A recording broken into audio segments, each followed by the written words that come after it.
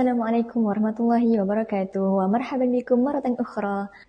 نحن اليوم في الحلقة الثالثة من حكاية أبي نواس وقصتنا تسمى الخداع يجازى بالخداع.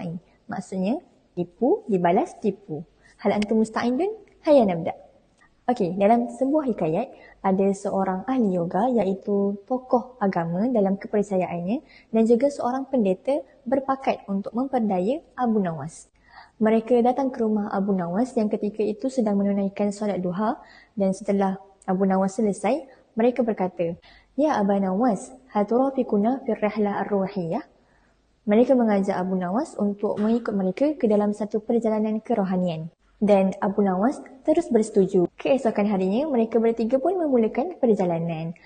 Namun, ahli pendeta dan juga ahli yoga sengaja tak bawa bekalan makanan. Jadi, bila dah tengah hari, mereka pun rasa lapar. Mereka berkata, "Ya Aba Nawas, idhab wa ijma' at-tabarru'an linashtari at-ta'am." Mereka suruh Abu Nawas mengumpulkan derma untuk mereka membeli makanan. Abu Nawas pun pergilah kumpul derma dari kampung ke kampung untuk beli makanan untuk mereka bertiga. Tapi apabila makanan dibawa pulang, mereka berkata, "Nahnu sha'imani." Kami sedang berpuasa. Wa la yajuz an na'kul hatta ghadan. Kita tak boleh makan sehinggalah esok pagi. Lalu Abu Nawas berkata, "Idza da'uni an akul nasibi faqat." Kalau begitu, bagilah aku makan bahagian aku je. Namun mereka tetap menghalang. Lepas tu Abu Nawas mula sedar. Ketika itu, mereka hanya mahu mempergunakannya. Lepas tu pendeta mencadangkan satu pertandingan.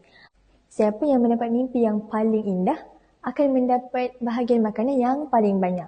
Jadi Abu Nawas hanya bersetuju. Malam itu, kedua-dua mereka pun tidur dengan lena.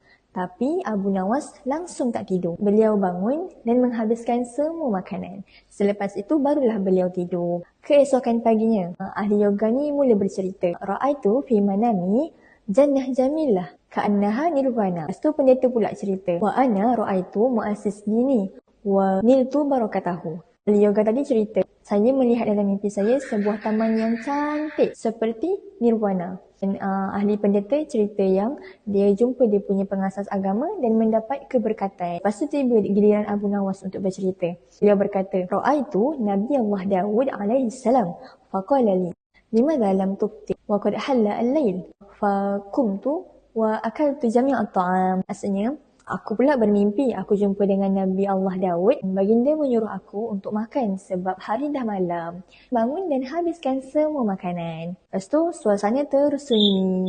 Pendeta dan ahli yoga ni pun hanya mampu berpandangan. Mereka sedar yang rancangan mereka untuk memperdaya Abu Nawas tu dah memakan diri sendiri. Itulah sebabnya kenapa hikayat ini dinamakan tipu dibalas tipu. Al-khida'u yujaza bil khida'i.